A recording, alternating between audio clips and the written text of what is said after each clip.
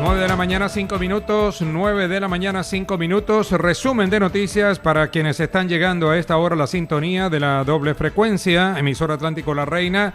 Nos siguen también en jorgecura.com y zonacero.com. Mire, estamos en vivo en este momento a través del canal de YouTube de emisora Atlántico y Facebook.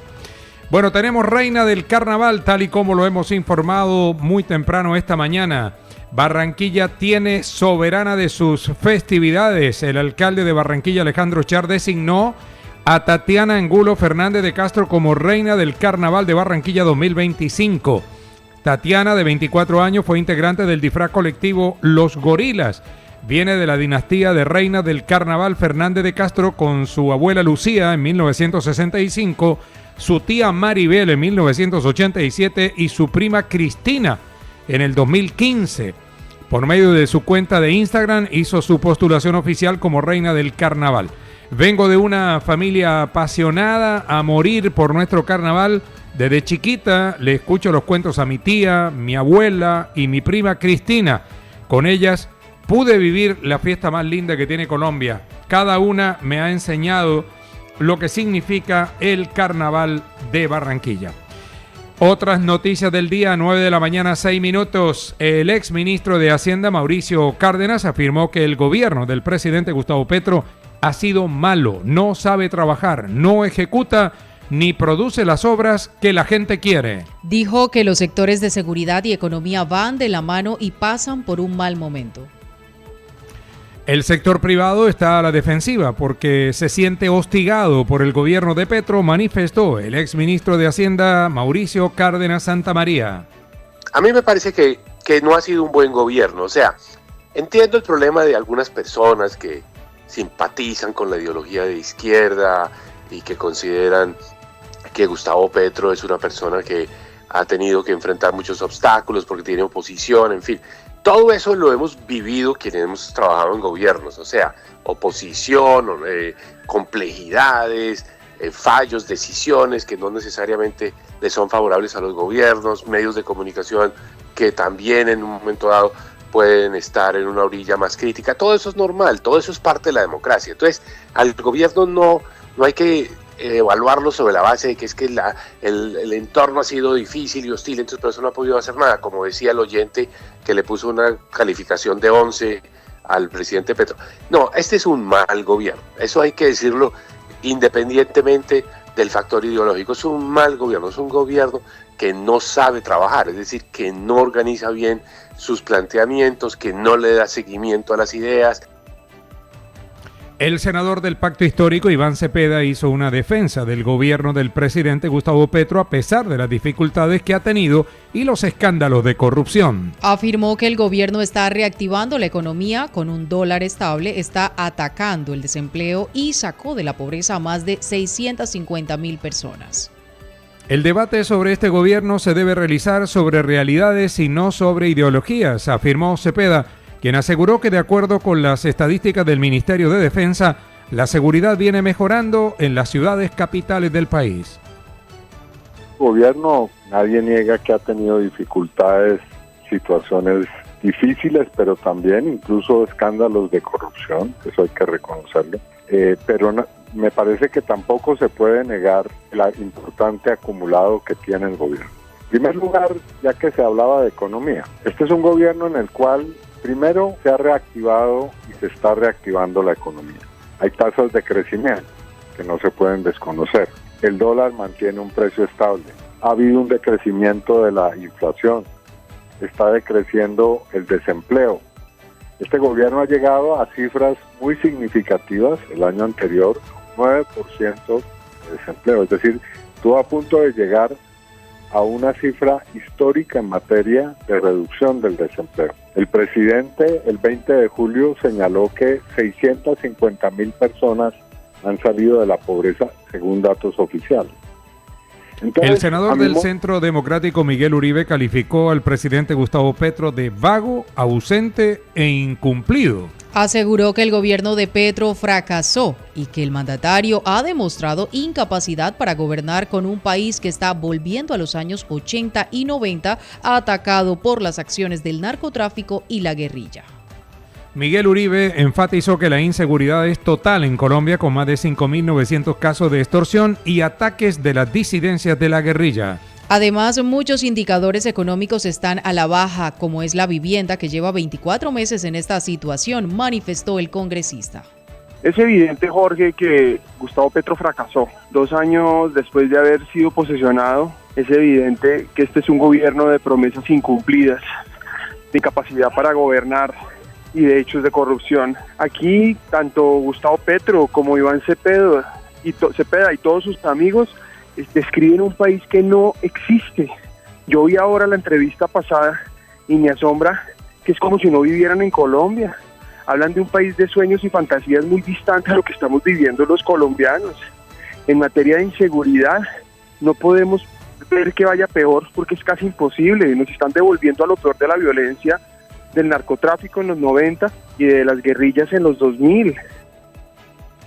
La senadora del Centro Democrático, Paloma Valencia, criticó los 2 años del gobierno del presidente Gustavo Petro, de quien dijo: entró con una boca grande para promover, pero hace muy poco o nada.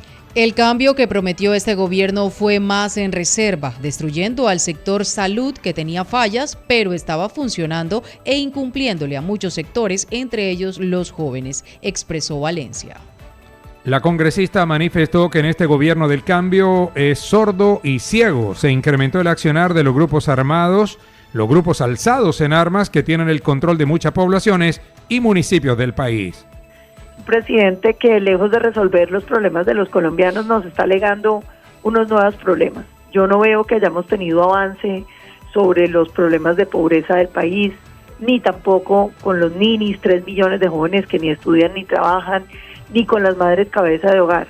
Pero en cambio vamos a heredar un problema muy serio en salud que se ha venido deteriorando de manera significativa, un problema evidente, sobre todo para las nuevas generaciones de colombianos que van a sufrirlo en unos años con una deuda pensional casi impagable, y finalmente un problema de seguridad absolutamente grave.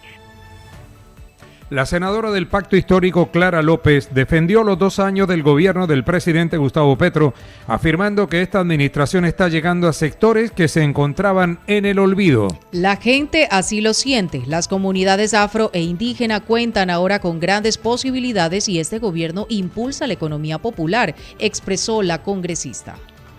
Clara López advirtió además que la Fiscalía debe ir hasta el final y castigar todos los casos de corrupción que se han presentado en este gobierno. Bueno, yo no soy de la teoría catastrófica de la oposición, que claro que la entiendo, ellos están en campaña para tratar de regresar al poder. Pero yo diría que lo más importante de estos 2 años es que la mentalidad del país cambió en función de que no podemos seguir creciendo sin distribuir los beneficios de ese crecimiento. Y por eso el presidente Petro, en su Plan Nacional de Desarrollo, incluyó sectores que jamás habían aparecido en un plan de desarrollo: el de la economía popular, los indígenas, los afros, los territorios olvidados. En esos donde hay tanta inseguridad, ahora está llegando el dinero del Estado para hacer las pequeñas obras que significan todo. El abogado Abelardo de la Espriella calificó con -0 al gobierno del presidente Gustavo Petro y afirmó que este gobierno es terrible y nefasto para todos los colombianos. Afirmó que Petro es un delincuente y criminal que con su gobierno solo busca debilitar la democracia y la institucionalidad y viene entregando territorios a los grupos alzados en armas. Ellos cuentan con un plan perfectamente diseñado para destruir el país y atornillarse en el poder, indicó de la Espriella. El abogado aseguró además que más adelante revisará la posibilidad de una candidatura a la presidencia de la República. Porque este es un gobierno terrible, nefasto, apocalíptico, y lo que empieza mal termina. La campaña de Petro fue financiada de manera ilegal, violando topes, recibiendo dinero de dudosa procedencia, no solamente en Colombia, sino también al parecer desde Venezuela. No podía salir bien un gobierno que llegó de manera absolutamente ilegal e inmoral al gobierno. Todo lo que está promoviendo este gobierno es para debilitar la institucionalidad, la democracia y la libertad, con el único fin de atornillar al tirano en ciernes al poder. Eso es lo que quiere Petro, atornillarse al poder. El gerente de Gases del Caribe, Ramón Dávila, calificó como una muy buena noticia el descubrimiento de gas en el pozo Uchuva 2, situado en el Mar Caribe. Destacó que esta reserva se encuentra a más de 30 kilómetros de la costa de Santa Marta. Ramón Dávila advirtió que las consultas previas y las licencias ambientales siempre han sido la gran preocupación y demora para las exploraciones de gas en el país. Sí, definitivamente esta es una magnífica noticia para el país, donde ratifican el potencial del yacimiento Uchuva, que está a 30 kilómetros de la costa de Santa Marta. Y además es una mejor noticia aún para la costa atlántica por su cercanía con los centros de consumo de la costa. Realmente, como yo te había comentado, realmente ese tema de la escasez no se iba a dar nunca, que hubiera restricciones de gas, porque no, hay una planta de importación de gas en Cartagena que suple cualquier dificultad momentánea que tengamos de gas. Sin embargo, este proyecto aparentemente pues entra en el 2029. Yo creo que si el gobierno demuestra ganas de que esto se ejecute rápidamente, esto puede salir en el 2000, a finales del 2027. El director de la República, Fernando Quijano, advirtió que en los próximos 2 años serán muy duros en lo económico para Colombia y advirtió que se requiere que el gobierno nacional cumpla con las inversiones, acabe con la incertidumbre y genere confianza para los inversionistas. Afirmó que al gobierno durante los 2 últimos años le fue mediocremente bien en lo económico y señaló que el presupuesto general de la nación del 2025 por 530 billones de pesos que fue presentado ante la Cámara de Representantes no cuenta con fuentes de financiamiento.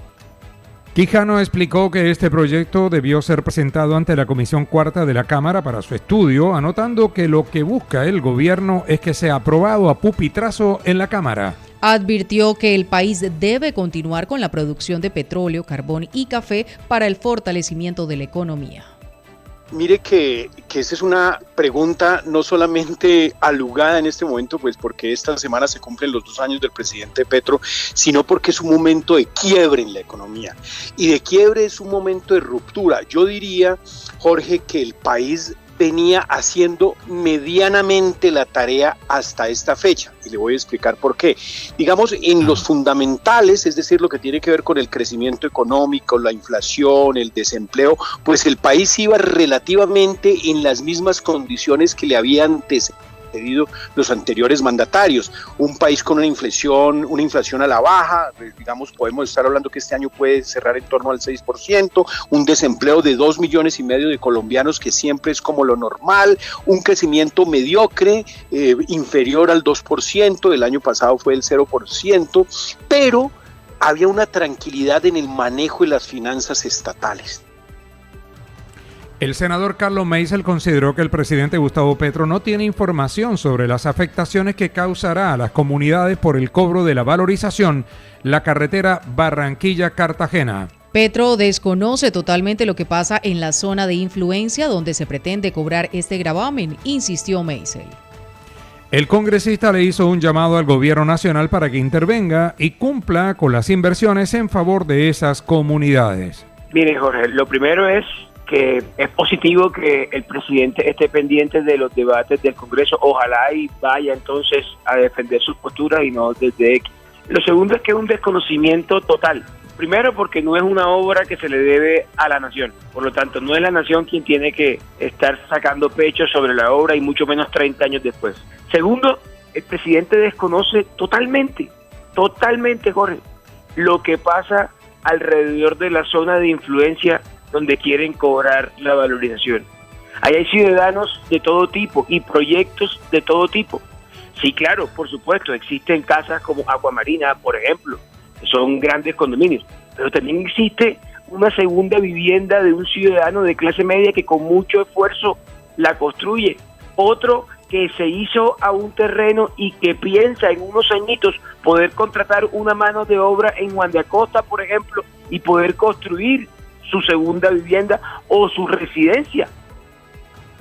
El presidente de FEDesarrollo, Luis Fernando Mejía, consideró que el gobierno nacional en sus últimos 2 años no debe enviar más mensajes de incertidumbre para que se reactive la inversión y ejecutar con mayor acción el presupuesto general de la nación. Igualmente estimó que el gobierno debería reconsiderar sus decisiones frente al sector minero-energético, facilitar la reactivación de la construcción y resolver el aumento de peajes para el fortalecimiento de la infraestructura del país. El presidente de FEDesarrollo destacó como elementos positivos durante los 2 primeros años del gobierno de Gustavo Petro el cumplimiento de la regla fiscal y la recuperación del déficit del Fondo de Estabilización del Precio de los Combustibles. Pues mire, yo le diría que hay elementos positivos indudablemente en la gestión del presidente Petro. Yo destacaría 2 elementos grandes, especialmente en lo que tiene que ver con materia fiscal. El primero, el compromiso en el cumplimiento de la regla fiscal. Usted recordará que tanto el ministro Ocampo como el actual ministro Bonilla han sido enfáticos en la importancia del gobierno nacional del cumplimiento de esa regla fiscal, de ese ajuste paulatino en el déficit fiscal, que es lo que nos permitirá, si se continúa haciendo hacia adelante, retomar el grado de inversión, reducir el costo de la tasa de interés, del endeudamiento para la nación y por ende reducir las tasas de interés para toda la economía. Y el segundo importante, creo yo, tiene que ver con lo que el gobierno hizo con el manejo del déficit del Fondo de Estabilización del Precio de los Combustibles. Ustedes también recordarán, esto lo discutimos en varias ocasiones, que el déficit de este fondo en el 2022 superó los 30 billones de pesos, fue alrededor de los 34 billones de pesos, producto de la diferencia entre el precio doméstico de venta y el precio internacional.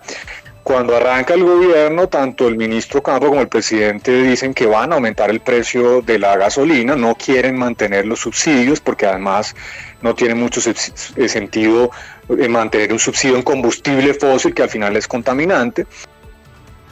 El profesor Luis Fernando Trejos consideró que los diálogos o negociaciones de paz que iniciará con el Clan del Golfo el gobierno deben contar con una fase exploratoria donde esa organización al margen de la ley se comprometa en la disminución de la violencia e ir acabando con sus rentas ilegales. Advirtió que este proceso debe contar con un marco legal y recordó que el Clan del Golfo cuenta con gran incidencia en los departamentos de la costa Caribe.